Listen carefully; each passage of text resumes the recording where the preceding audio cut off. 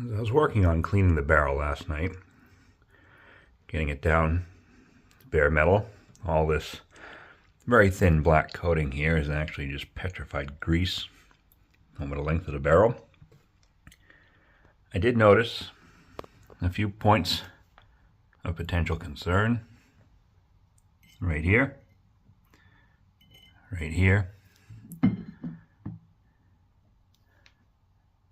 and right here under the barrel.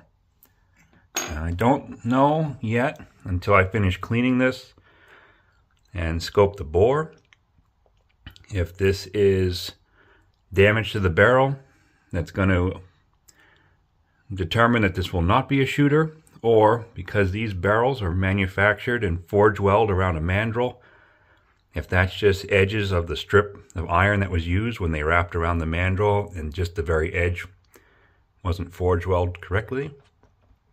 We'll have a better idea as we go along. As we continue to clean the barrel, I'm going to try and remove the cone. The overall condition of the cone is actually not too bad. It might be able to be salvaged. It's a little mashed over on the end, but I think that could be dressed with a file and cleaned up. We'll see if after all these years this wants to break loose. Look at that. Come right out. I was expecting a fight with this for sure. So this is really a pleasant surprise.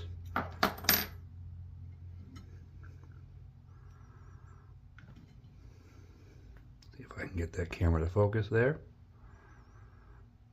There we go. Threads don't look too great, but we'll see what it looks like as it cleans up.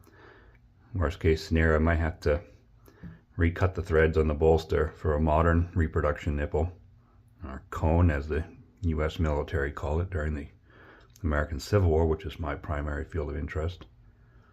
And we'll take a look and see how it goes.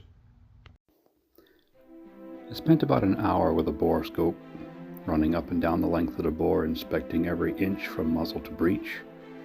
I found no major issues or defects from the inside of the bore.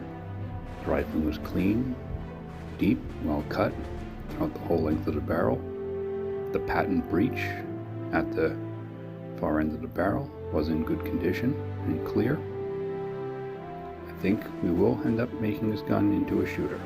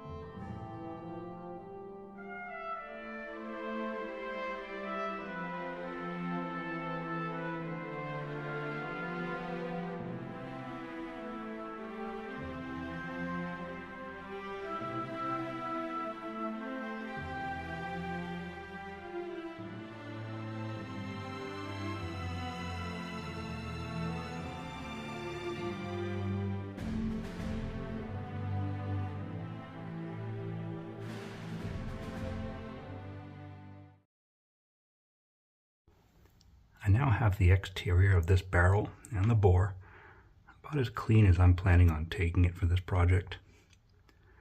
These guns were manufactured in Nepal between 1840 and about 1860, so the majority of them are upwards of 170 to 180 years old. I don't expect them to be shiny and bright and brand new. I found no major issues on the exterior of the barrel. And on inspection of the bore, I likewise found no major areas of concern. The only small thing that I needed to address was the threads in the bolster for the cone were rather weak And although I was able to salvage the original cone, it was not going to be secure enough for live firing. So I opted to recut these threads to 1024 for a modern musket cone.